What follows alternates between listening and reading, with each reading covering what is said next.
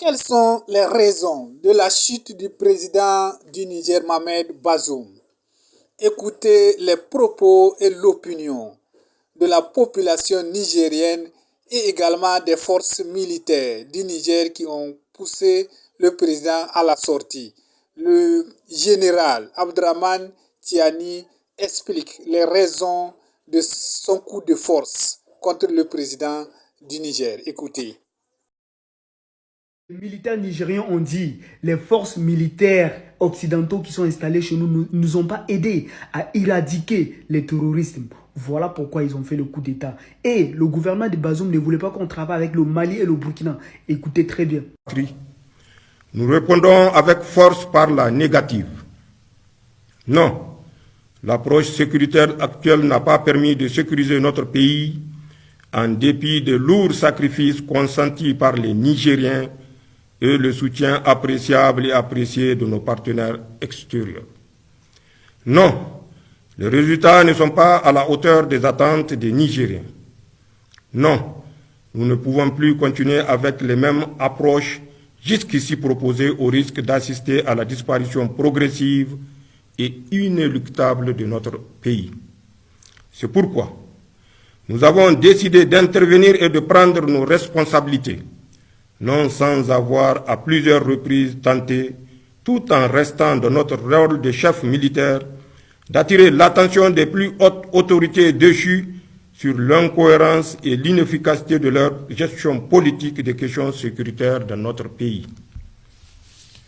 Mes chers compatriotes, parlant d'incohérence et d'inefficacité, il faut véritablement s'interroger avec nous sur le sens et la portée d'une politique sécuritaire qui consiste à procéder à la libération extrajudiciaire de plusieurs chefs terroristes sans garantie aucune dans le contexte qui est le nôtre.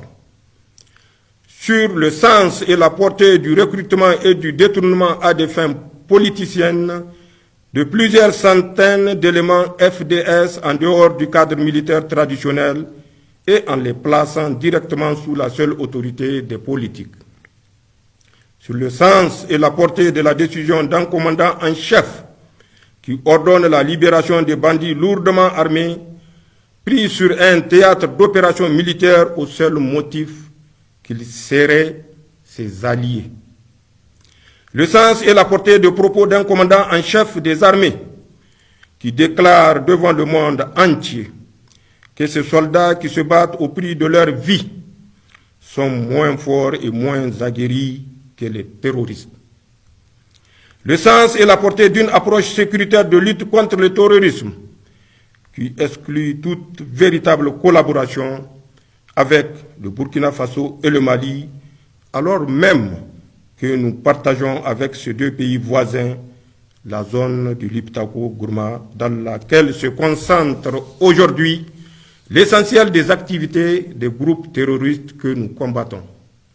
Mes chers compatriotes, de toute évidence, les autorités déchues se sont engagées dans une approche qui consiste à mettre en place une sorte de milice pour leurs propres intérêts. Toute chose qu'aucun patriote sincère ne saurait accepter. Mes chers compatriotes, sur le plan économique et social, l'amélioration de l'état actuel de nos finances publiques. Nous pouvons accepter que la France soit présente. Pourquoi pas? Parce que c'est un partenaire comme tous les autres, dans la mesure où nous allons peut-être avoir un partenariat gagnant-gagnant. Je comprends mieux encore leur présence d'un point de vue impérialiste au niveau de l'exploitation de nos ressources comme l'uranium. Là, ça se comprend. C'est des contrats que nous avons signés et que tout le monde sait comment ça se produit. Mais vous êtes là pour nous sécuriser. On a des F-16 qui se lèvent chaque matin, ils font des allers-retours, ils perturbent les enfants, ils perturbent la population. Et que jusqu'à aujourd'hui, pendant toute une décennie, on n'a pas pu mettre fin à cette histoire de terrorisme. C'est là, moi, personnellement, je me dis que est-ce que ça ne va pas se passer comme ça s'est passé dans tous les pays? Je ne le souhaite pas. Quand vous regardez aujourd'hui au Mali, parce que la France est venue avec l'opération Sarval avec M. Hollande, parce qu'ils sont venus, toute la population est sortie pour accueillir, pour applaudir. Parce que les militaires français sont venus avec des armes assez sophistiquées pour faire face à certaines situations. Tous les Maliens étaient contents. Mais malheureusement, ça s'est de plus en plus aggravé depuis qu'ils sont là. l'opération Serval est devenue comme une malédiction pour les Maliens. On a élargi, on est venu à l'opération Barkhane. Ça s'est élargi maintenant, l'opération Barkhane, MINUSMA, ça s'est élargi au Niger, au Burkina, même en Mauritanie. Et avec ces mêmes forces, le terrorisme s'est étendu aussi. En fait, il y a un raisonnement logique. Il y a des individus qui disent que non, les jeunes Nigériens sont contre les bases militaires juste par fait divers ou tout simplement par opposition ou même par sentiment anti-français. C'est totalement faux. Parce que nous, on regarde l'histoire. C'est vrai, on n'était pas né à cette époque, mais l'histoire est là. Au Rwanda, depuis 90, les Français étaient là, avec plusieurs raisons de déployer leur armée. Et on a vu comment ça a fini en avril et juin 1994. Au début, ils sont venus pour, soi-disant, sécuriser le président Juvenal Abiyarimana avec la tension qu'il y avait entre la rébellion Tutsi et le pouvoir en place Hutu. Avec tout ce qui s'est passé, les militaires français étaient venus pour sécuriser le régime, les FPR, les forces patriotiques rwandais, qui voulaient prendre le pouvoir sur les forces rwandaises, les FR. Mais malheureusement, Juvenal Abiyarimana a fini par être assassiné. Et jusqu'aujourd'hui, en 2023, on ne sait pas qui l'a assassiné.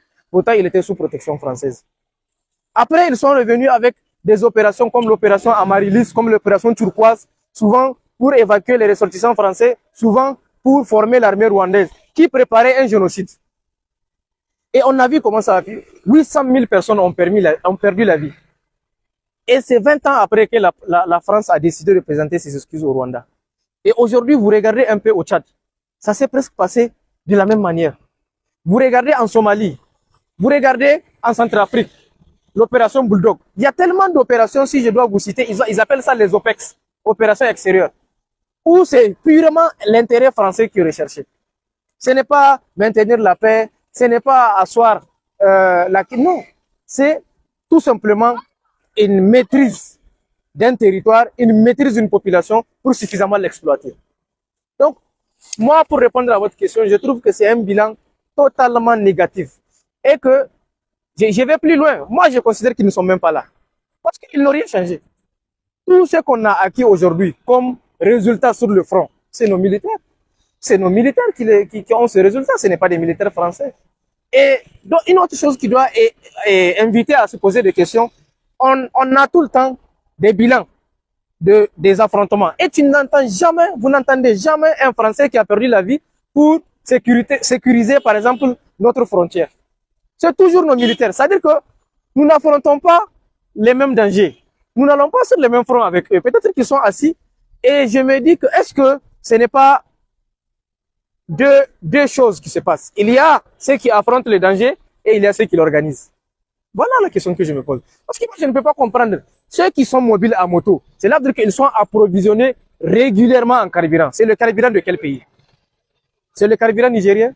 C'est le carburant algérien? C'est le carburant de quel pays? Moi, je sais qu'une moto ne peut pas bouger sans carburant. C'est là que ces gens-là sont approvisionnés régulièrement par qui? Je vous assure que nos militaires, en tout cas, notre pays n'a pas les moyens. Ou bien, je ne vois pas un citoyen nigérien qui peut, pendant 10 ans, approvisionner sans rupture des individus en carburant. C'est pas possible. C'est-à-dire qu'il y a une force obscurantiste qui agit. C'est-à-dire, l'énergie qui doit être déployée pour sécuriser notre pays, qui est là à travers la France, cette énergie est déployée ailleurs. Je ne dis rien, je ne dis que ce que je constate. Et j'invite ceux qui peuvent nous écouter à se poser la même question. Voilà un peu moi ce qui me dérange. Et pour finir, je vous dirais que, en fait, moi, personnellement, et les personnes qui peuvent avoir le même raisonnement que moi, nous sommes prêts à accepter les bras ouverts la présence des bases militaires. Mais cette présence doit être justifiée que par des résultats. Il n'y a plus aucune démarche autre que les résultats. Aujourd'hui, nous sommes mardi. Demain, mercredi, si les Français décident d'aller affronter le même danger que nos militaires affrontent pour nous soutenir, ce jour-là, nous allons considérer que les bases militaires sont présentes au Niger. Mais pour le moment, c'est des bureaux de militaires qui est installé pour recueillir des informations et souvent même les distribuer même à nos ennemis. Moi, c'est comme ça que je vois les choses. Je vous remercie. Merci. Les forces étrangères qui sont chez nous, les bases étrangères, les personnes qui doivent quitter chez nous, le Niger seul, notre armée est une armée de référence qui a fait la fierté du Niger à la première guerre du Golfe, qui a fait la fierté du Niger à la première rébellion, la deuxième rébellion. Et dans la sous-région, partout, nous sommes une fierté. Cette armée, elle est une fierté. Nous souhaitons qu'il y ait des liens de coopération avec le Mali et le Burkina, avec lesquels nous avons le même ennemi commun pour combattre le terrorisme qui sévit dans le Sahel. Plusieurs ont appelé au départ de la force française au Niger.